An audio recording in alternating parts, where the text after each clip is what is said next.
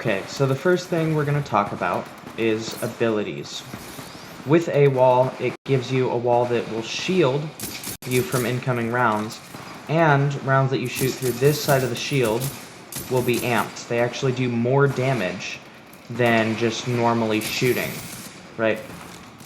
So, it's pretty simple. It gives you good defense, and it gives you good damage output. Now, the thing you want to be remembering with this is that when you use it, you can't pick it up and move it or anything like that. It's here. So if you get forced out of this position, you wasted your ability, right? So let's say somebody comes there and I have to move out of this position to survive. There goes my ability. I can't use that anymore. And another thing you're going to want to remember is with it, when you shoot them from, when you try to shoot from this side, let's say it's facing that way, and someone tries to shoot from this side, it's going to block the bullets, but it's also going to block your bullets. So not only can you use it, other players can actually kill you and use your AWOL against you. So if someone forces me out of this position and takes this spot from me, I'm basically dead because they've taken my ability from me. So that's another thing you have to remember when using your ability. Don't just throw it all the time like you would with like grapple or stim. You want to use it very deliberately. Now, next I want to talk synergy. So the guns that work the best with the AWOL are the Spitfire, the Devotion, and the L-Star. They're all LMGs that have a large magazine, so you can just spray bullets out of the wall. And my personal favorite to use with the AWOL is the Devotion because of the rapid fire mechanic it has and the accuracy from range. So this is probably going to be my recommendation for what you want to use with the AWOL, is going to be the Devotion, because you can kind of just spray bullets and mow anyone down who comes through, right? So let's say I want to hold down this part of the map. I want to take this map control so that they can't come through here. The thing is, you got to watch from above you, because you're only vulnerable from the sides and the back and above you. The direct front of you is just an impenetrable wall. No one's coming through there. So you want to be very aware of the places where people can come from. This is actually going to be a better spot about right here, because if they do come, I'm probably going to see them as long as I'm not just hard scoping down the wall. I'm probably going to see someone come from here and be able to shut them down while they're trying to get to me. So the thing with AWOL, you want to understand your role. You're going to be like basically how a Legion would work. You're going to take a long sightline and you're going to shut it down completely. You can completely shut down this sightline. Anyone who comes through here is going to die. And there's no doubt about it. Unless you can't aim, they're going to die. So your role is essentially the same as a Legion's role. You want to shut down an area and take all of this map control. And AWOL's really good at doing that. It can completely shut down this entire lane with the click of a button. And so if you understand your role, then you can play the AWOL very effectively. See, imagine those are pilots. Those are all going to die. And if you can understand your role, you can play effectively and take map control from people. And in a movement shooter, map control is going to be very important because you need map control to move, right? If there's 4 pilots and I just run in here and try to kill them, I'm just going to die. I'm just going to get pushed out and killed. So if I take this map control from them, they can't push this. They have to find some other way to go, which is going to force them into the rest of my team. Next, I want to talk knowing your role. I know I already talked some of this in the last little bit of the video just now, but I want to emphasize this. Because if you don't know your role, let's say you decide you're going to play AWOL like a cloak pilot, right? You're going to go try and flank. This doesn't work as well because of the deploy time that the AWOL requires, right? If they see you on the flank, you're going to die. While if a cloak pilot gets caught on the flank, they can disappear just fine, right? So you need to know your role. You're not going to be the guy who's diving into the team like the grapple pilot or the stim pilot, and you're not going to be the flanker like the cloak pilot, right? So what you want to do is you want to make sure you know your role. This is a good power position. And what a power position is it's a position where you can use your ability, and now this is shut down. Anyone who wants to come from here is going to die. They're not coming through here, right? Anyone who comes through here is just going to get lit up by my gun, with the AWOL too, making it basically an insta-kill. This is a power position, and this is a great power position to play on this map. So, the thing is, AWOL pilots, they're going to be playing power positions, while cloak pilots and grapple pilots probably aren't going to be playing power positions because they're dive, right? And so next I want to talk about cutting this into roles. In a lot of games like Overwatch, there's different roles. There's brawlers, there's map controllers, and there's dive, right? So typically, your map control is coming from your tanks, right? Basically, your whole job is to take this space and shut it down completely, right? No one's coming through here. I'm an impenetrable wall right here. This is called map control. This comes from map controllers. Anyone who has an ability to shut out a lane or a specific area. If you've ever played Apex, that would be like Caustic. He can shut down an entire area of play with his ability, right? You can't go through there. You're going to take a ton of damage if you do. Right? So anyone who comes through here is now going to die because I'm taking this map control, which means all of this is free space for my team to come through.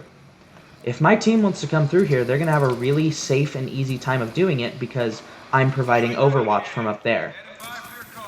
Anyone who tries to come through here and contest the pilots on my team coming through here is going to get shut down immediately, right? Whether it's I'm playing this power position over here, shutting this down, or if I'm playing all the way at the end here and shutting all of it down, right? No one can come through that lane. And so that's free movement space for my friendly pilots, right? Now, a dive pilot is going to be running around and getting into the back line and just forcing their way in, right?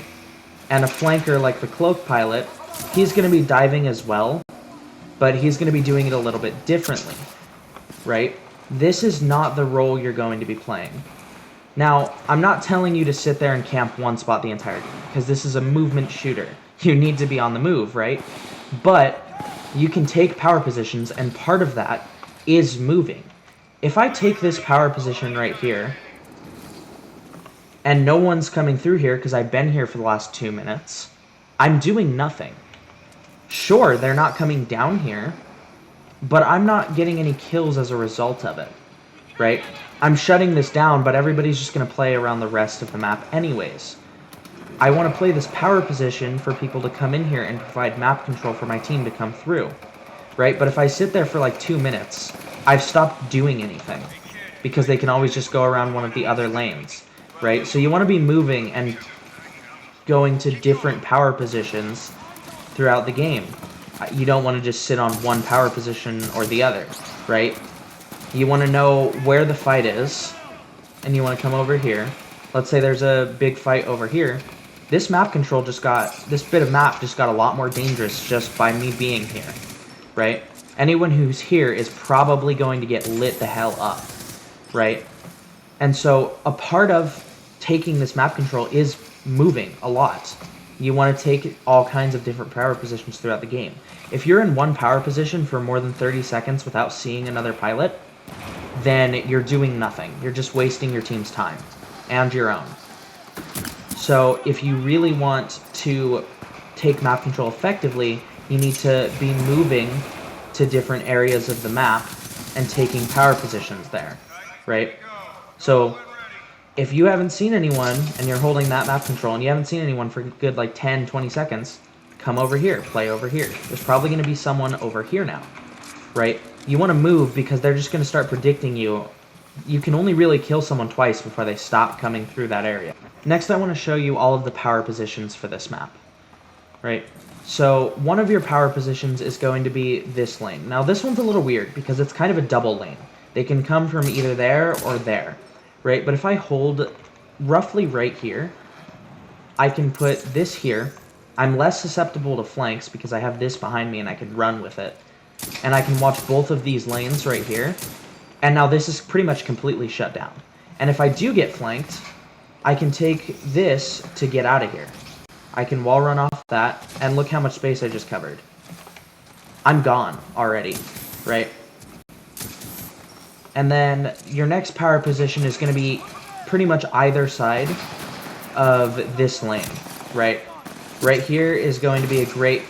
Can you fuck off? Right here is going to be a great power position for you to play, because this whole lane's shut down. Holy shit. These fucking grunts. And then your next power position is going to be this lane. So right here, you've got a really long sightline and good places to escape as well.